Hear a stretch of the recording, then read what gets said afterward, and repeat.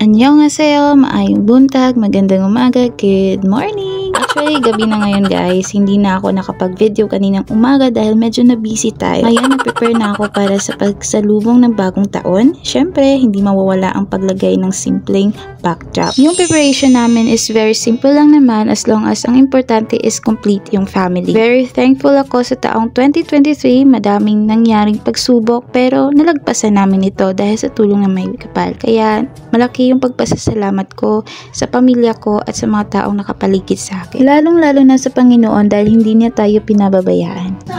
So, 9:03 na guys, PM.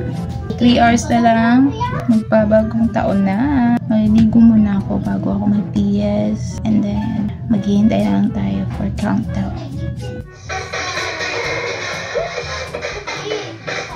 Medyo natagalan ko na-upload itong video dahil super busy ako these days kaya walang time mag-edit. And yun nga, sa taong 2023 may mga memorable na nangyari tulad ng pagkapasa ko sa Teachers Board Exam nitong December lang. Ipinagdasal ko na makapasa at masasabi kong I am a licensed professional teacher. Isa to sa mga goals na naisulat ko for 2023 at natupad nga ito. Gastos, sakripisyo, lungkot, luha, stress, maraming pinagdaanan pero nalagpasan ko ito. Kaya thank you 2023 and hello 2024. Hanggang dito muna tayo. See you on my next vlog. Happy New Year!